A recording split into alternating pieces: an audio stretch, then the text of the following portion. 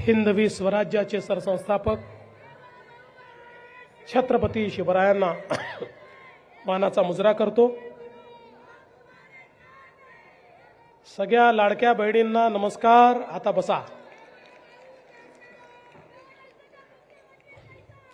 भारतीय राज्यघटनेचे शिल्पकार भारतरत्न डॉक्टर बाबासाहेब आंबेडकर यांना मानवंदना अर्पित करतो। आज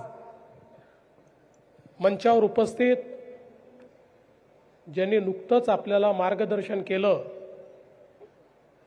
ते उत्तर मुंबईचे लोकप्रिय खासदार आणि मोदी सरकारचे वाणिज्य मंत्री आदरणीय पीयूष गोयलजी, स्वयं पुनर्विकास या संकल्पनेचे शिल्पकार ज्यांच्यामुळे खऱ्या अर्थानं ही योजना अस्तित्वात आली ते माझे सहकारी आमदार प्रवीण दरेकरजी, आपले लोकप्रिय आमदार योगेश सागरजी, अतुल भातखळकरजी, प्रकाश सुर्वेजी, भाई गिरकरजी, माजी खासदार गोपाळ शेट्टीजी, प्रसाद लाडजी, स्नेहाताई पंडित डुबे, निरंजन डावखरे, चित्राताई वाघ, संजयजी उपाध्याय, प्रशांतजी ठाकूर, शिवाजीराव नलावडे, सिद्धार्थजी कांबळे, प्रकाशजी दरेकर, श्री मिलिंद बोरीकर, श्री राजेंद्र क्षीरसागर, श्री महेंद्र कल्याणकर, श्री गणेश खणकर, श्री बाळा तावडे, श्री बाबा सिंग, श्री दिलीप पंडित, श्री निखिल व्यास, मंचावरील सर्व मान्यवर आणि उपस्थित सर्व माझ्या माता भगिनी आणि बंधूंनो, आजचा दिवस हा खरोखर एक प्रकारे स्वप्नपूर्तीचा दिवस आहे। कारण आज आपण श्वेतांबरीचं उद्घाटन केलेलं आहे आणि श्वेतांबरीचं उद्घाटन केल्यानंतर सावंत साहेबांच्या फ्लॅटमध्ये मी जाऊन बघितलं। खऱ्या अर्थानं स्वयं पुनर्विकासाची जादू काय असते हे त्या फ्लॅटमध्ये गेल्यानंतर मला लक्षात आलं। अतिशय सुंदर 400 चौरस फुटावरनं 1100 चौरस फुटापर्यंतचा तो फ्लॅट, झालेली बिल्डिंग ही अतिशय उत्तम अशा प्रकारची बिल्डिंग। त्या बिल्डिंगमध्ये सुंदर असं मेकॅनिकल पार्किंगची व्यवस्था आणि सर्व गोष्टीने परिपूर्ण अशा प्रकारची ही बिल्डिंग त्या ठिकाणी पाहिल्यानंतर स्वयं पुनर्विकास हे जे रोज प्रवीण दरेकर आम्हाला सांगत होते त्याचा अर्थ काय आहे तो श्वेतांबरी पाहिल्यानंतर माझ्या लक्षात आला।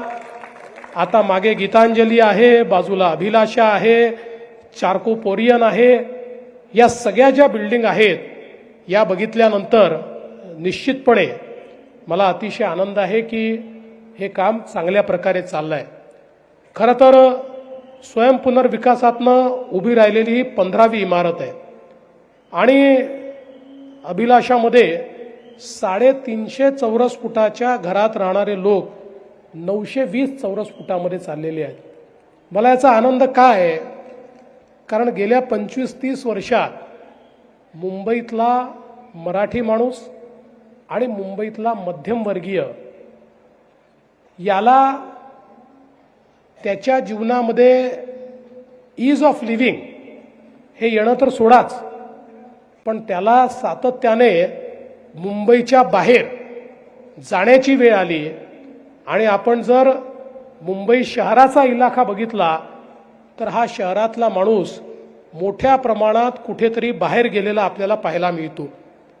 पण आज स्वयं पुनर्विकासामुळे या मुंबईतल्या मराठी माणसाला आणि मध्यमवर्गीयांना एक आशेचा किरण तयार झाला की त्यांच्याही जीवनामध्ये परिवर्तन होऊ शकतं। आणि सगळ्यात महत्त्वाचं जर काही असेल तर आत्मनिर्भरता। या ठिकाणी जो कॉन्फिडन्स आहे आमच्याकरता आम्ही करतोय, बिल्डरचे पायऱ्या झिजवणार नाही, आम्ही स्वतः आमचं प्लॅनिंग करू, आम्ही स्वतः त्याचं बांधकाम करू आणि आमच्या स्वतःच्या भरोशावर आम्ही आमच्या जीवनाची उन्नती करू। हे जे काही आज आपल्याला पाहायला मिळतंय एक प्रकारे स्वयंपुनर्विकासाला आत्मनिर्भर हाऊसिंग जर आपण म्हटलं तर ते खोटं होणार नाही. मला हे सांगितलं पाहिजे की हा प्रवास 2018 साली सुरू झाला. पहिल्यांदा प्रवीण भाऊ माझ्याकडे आले आणि प्रवीण भाऊंनी सांगितलं की साहेब, आपण जर मुंबईत बघितलं तर बिल्डर लोक या सहकारी हाऊसिंग सोसायट्यांना फार त्रास देतात. वर्षानुवर्ष कामं घेतात, कामं पूर्ण करत नाहीत, लोकांना त्रास होतो आणि सगळ्यात महत्त्वाचं की त्यांना विधभर देतात. अगदी छोटंसं काहीतरी देतात, म्हणजे 50 स्क्वेअर फूट 100 स्क्वेअर फूट जास्तीचं देतात आणि मोठ्या प्रमाणात त्याच्यामध्ये पैसा कमवतात. आपण जर स्वयंपुनर्विकास सुरू केला तर त्या लोकांना आहे त्यापेक्षा दुप्पट मिळेल किंवा त्याहीपेक्षा जास्त मिळू शकेल, अशा प्रकारची क्षमता या स्वयंपुनर्विकासामध्ये आहे. आणि म्हणून पहिल्यांदा 2018 साली आम्ही स्वयंपुनर्विकासचा हा GR काढला आणि वेगवेगळ्या प्रकारे कसं याला पूर्ण करता येईल हा प्रयत्न आपण सुरू केला. दुर्दैवाने आपल्याला माहिती आहे 2019 नंतर काही काळ राज्यामध्ये आपलं सरकार नव्हतं. त्या काळामध्ये एक ब्रेक या स्वयंपुनर्विकासाला लागला होता. पण जरी सरकारने ब्रेक लावला होता तरी आम्ही थांबलो नव्हतो. आम्ही त्या ठिकाणी प्रवीण दरेकरांच्या नेतृत्वामध्ये आपली मुंबई जिल्हा मध्यवर्ती बँक असेल, राज्य बँक असेल, यांच्या माध्यमातून जेवढ्या योजना करता येतील, त्यातल्या ज्या अडचणी आहेत त्या अडचणी कशा दूर करता येतील याचा प्रयत्न आम्ही सुरूच ठेवला. आणि आपल्या सगळ्यांच्या आशीर्वादानं पुन्हा ज्यावेळी सरकार आलं त्या सरकारमध्ये आपण पहिली परिषद घेतली सहकारी गृहनिर्माण संस्थांची. मला असं वाटतं की मुंबईच्या इतिहासातली सगळ्यात मोठी परिषद ही आपण त्या ठिकाणी घेतली आणि या परिषदेमध्ये एकूण 18 मागण्या माझ्यासमोर ठेवण्यात आल्या होत्या. त्यातल्या 16 मागण्या मान्य करून आपण त्याचा GR काढला आणि त्यातनं स्वयंपुनर्विकासाला एक मोठी चालना या ठिकाणी मिळालेली आपण बघितली. आज आपण पाहतोय की जवळपास 1500 सोसायट्यांचे प्रस्ताव या ठिकाणी आले आहेत. आता मला मुंबई गृहनिर्माणला आणि म्हाडाला सांगायचं आहे, तुम्ही मागच्या काळात चांगलं काम केलं आहे. आपण मागच्या काळामध्ये सिंगल विंडो सिस्टीम सुरू केली. या सिंगल विंडो सिस्टीममध्ये 45 प्रस्ताव तुमच्याकडे प्राप्त झाले, त्यापैकी 42 प्रस्तावांना तुम्ही मान्यता दिली. पण मी या गतीने समाधानी नाही. याचं कारण तुम्ही हा विचार करा की 1600 प्रस्ताव आमच्याकडे आहेत, तुमच्याकडे 42-45 प्रस्ताव का आले? हे सगळे 1600 प्रस्ताव तुमच्याकडे का आले नाहीत आणि त्याला का अद्यापपर्यंत मान्यता मिळाली नाही? याचा अर्थ असा आहे की आपण ही जी सिंगल विंडो सुरू केलेली आहे याच्यामध्ये अद्यापही लोकांना अडचणी आहेत. बघा, स्वयंपुनर्विकास म्हटल्यानंतर अनेक दलालांची दुकानं बंद होत आहेत आणि ज्यांची दुकानं बंद होत आहेत ते खोडा घालण्याचा प्रयत्न करतात. पण मागच्या काळात जसं या बिल्डिंगच्या संदर्भात ज्या लोकांनी पैसे मागितले त्या क्षणी त्यांना आम्ही त्या ठिकाणी सस्पेंड केलं. मी आजच सांगतो, स्वयंपुनर्विकासामध्ये कोणीही खोडा घालण्याचा प्रयत्न केला तर त्याला त्याची नोकरी वाचवता येणार नाही. हे लक्षात ठेवलं पाहिजे आणि या हिशोबाने काम केलं पाहिजे. आणि म्हणून सिंगल विंडो सिस्टीम जी आपण तयार केलेली आहे ती अधिक प्रभावी कशी करता येईल. अनेक वेळा सिंगल विंडोचा अर्थ काय असतो? त्या विंडोतनं म्हणजे त्या खिडकीतनं आत गेलं की आत 100 दरवाजे असतात, त्या प्रत्येक दरवाजावर ठोठवावं लागतं. अशी सिंगल विंडो नको. सिंगल विंडोचा अर्थ एकदा त्या खिडकीतनं आम्ही आत गेलो की आमचं कामच झालं पाहिजे, अशा प्रकारची सिंगल विंडो. आणि म्हणून स्वयंपुनर्विकासच्या संदर्भातले जेवढ्या सर्व्हिसेस आहेत या सगळ्या सर्व्हिसेस राईट टू सर्व्हिस ऍक्टच्या अंतर्गत नोटिफाय करायच्या आणि त्या सगळ्या डिजिटल पद्धतीनं उपलब्ध करून द्यायच्या. त्याच्यामध्ये कुठलंही ह्युमन इंटरव्हेन्शन राहणार नाही, कोणीही काही मागणी करू शकणार नाही. अशा प्रकारचं एक अतिशय सीमलेस अशी सिंगल विंडो ही येत्या काळामध्ये आपण निश्चितपणे या ठिकाणी तयार करू. आणि याच सोबत मला असं वाटतं की वेगवेगळ्या प्रकारे या ठिकाणी काम करत असताना आपल्या हे लक्षात आलं, आता काही मागण्या देखील दिलेल्या आहेत. त्यातली एक महत्त्वाची मागणी आहे की स्वयंपुनर्विकासाच्या संदर्भात प्रीमियम ज्यावेळेस आपण भरवतो, सुरुवातीला प्रीमियम भरावं लागतं आणि काम सुरू व्हायला 2 वर्ष 3 वर्ष लागतात आणि मग त्याचा बोजा हा आमच्या तिथल्या नागरिकांवर पडतो. बिल्डरजवळ पैसा असतो, बिल्डर ते भरू शकतो. अनेक वेळा स्वयंपुनर्विकासामध्ये लोक याकरता येत नाहीत की आधीचे पैसे कुठनं भरायचे. आणि आता आपण मागच्या काळामध्ये त्याच्याकरता मुभा दिली आणि आपण सांगितलं की हे पैसे 3 वर्षात भरता येतील. पण आपण त्याच्यामध्ये एक रायडर टाकला, 3 वर्षात भरा, पण त्याच्यावर 8.5% व्याज आपण घेतो. त्याच्यामुळे प्रॉब्लेम काय होतो की हा जो काही सोसायटीवाला असतो याला बँकेचंही व्याज भरावं लागतं आणि प्रीमियमचंही व्याज भरावं लागतं, म्हणजे डबल व्याज त्याला भरावं लागतं त्या ठिकाणी. आणि म्हणून आज मी घोषणा करतो, स्वयं पुनर्विकासाच्या बाबतीत हे व्याज रद्द केलं जाईल.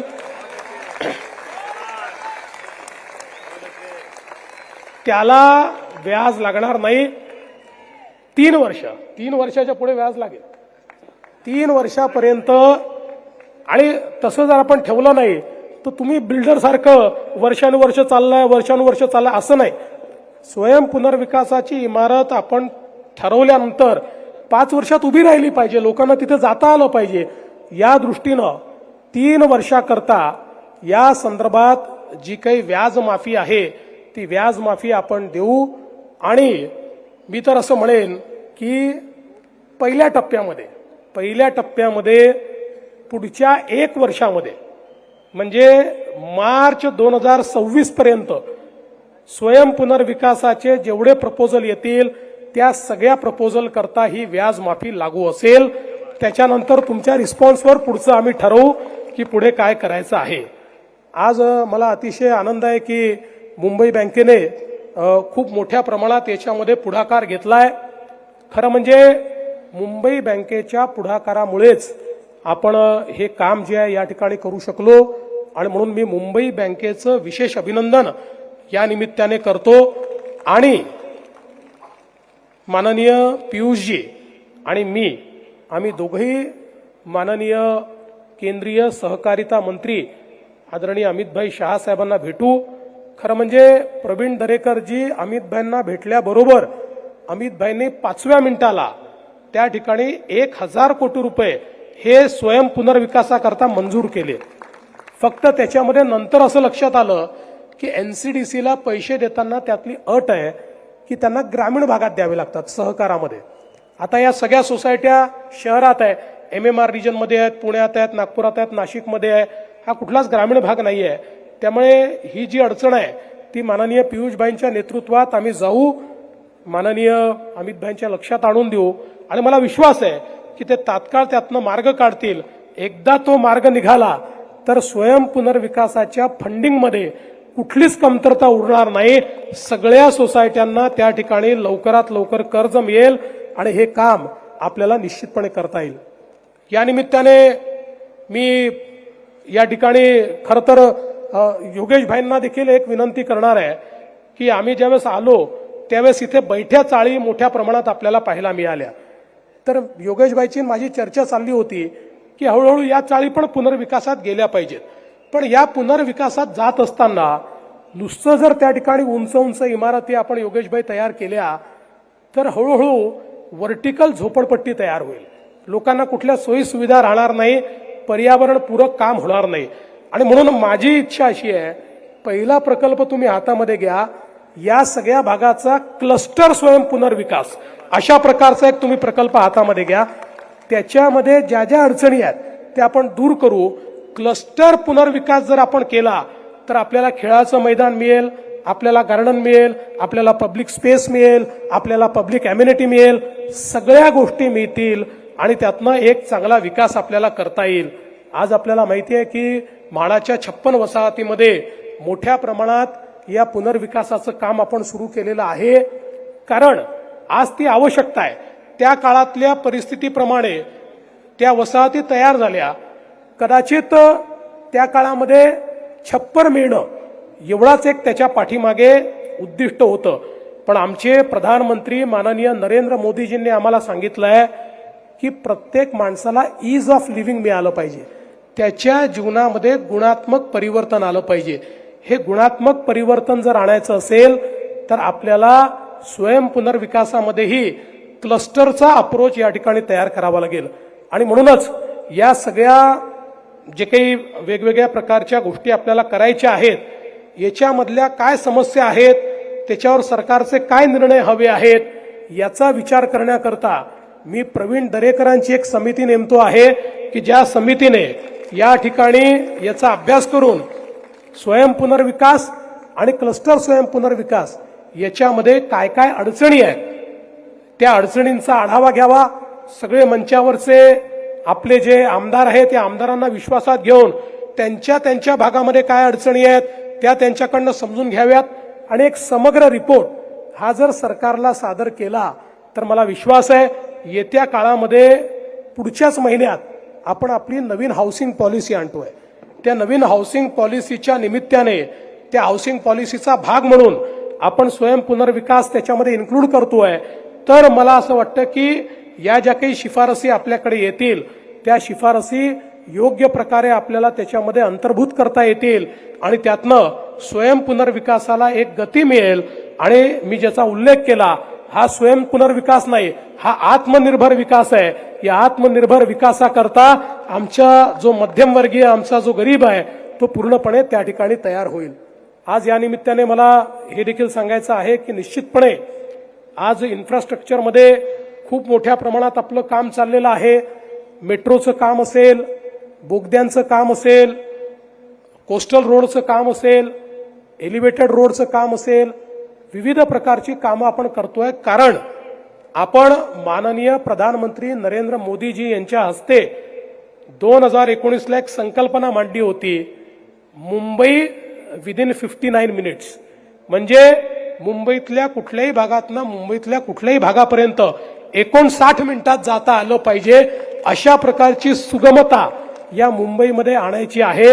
आणि त्या दृष्टीने अनेक कामं चाललेली आहेत. मी माननीय पियुषभाईंचं देखील मनापासून अभिनंदन करेन.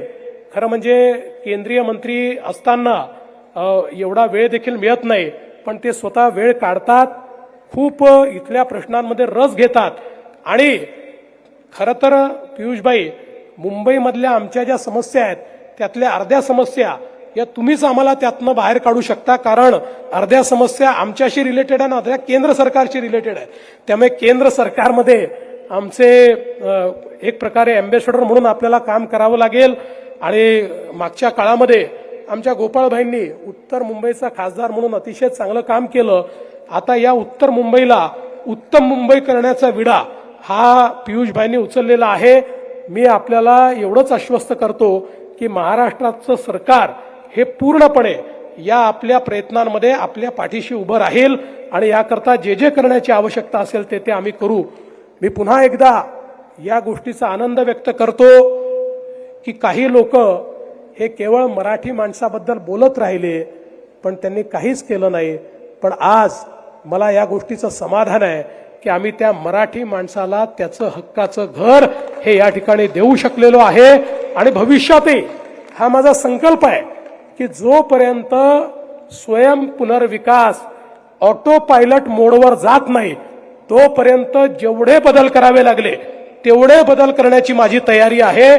त्या संदर्भात सगळे बदल आपण करूया आणि स्वाभिमानानं स्वयं पुनर्विकासातून या ठिकाणी आत्मनिर्भर अशा प्रकारचा आमचा मुंबईकर हा उभा करण्याचा संकल्प आज मी घेतो. आणि या चांगल्या कार्यक्रमामध्ये प्रवीण भाऊ तुम्ही मला निमंत्रित केलं. आतापर्यंत स्वयं पुनर्विकासाच्या इमारती फोटोमध्येच पाहत होतो, आज प्रत्यक्ष पाहून सीइंग इज बिलिव्हिंग, पाहिल्याने तुमचा विश्वास बसतो. तसा माझा विश्वास आज पूर्णपणे बसलेला आहे. म्हणजे आधी होताच पण आज पूर्णपणे बसलेला आहे की मुंबईचं चित्र स्वयं पुनर्विकासच बदलवू शकतो. आणि म्हणून त्याकरता माझी कटिबद्धता आणि प्रतिबद्धता या ठिकाणी जाहीर करतो आणि माझं बोलणं संपवतो. धन्यवाद. जय हिंद, जय महाराष्ट्र. देश विदेशातील प्रत्येक घडामोडींचे लाईव्ह अपडेट मिळवण्यासाठी आता साम टीव्हीच्या सर्व सोशल मीडिया प्लॅटफॉर्मला लाईक, फॉलो आणि सबस्क्राईब करा. तसंच सर्व नोटिफिकेशनसाठी बेल आयकॉन प्रेस करायला विसरू नका.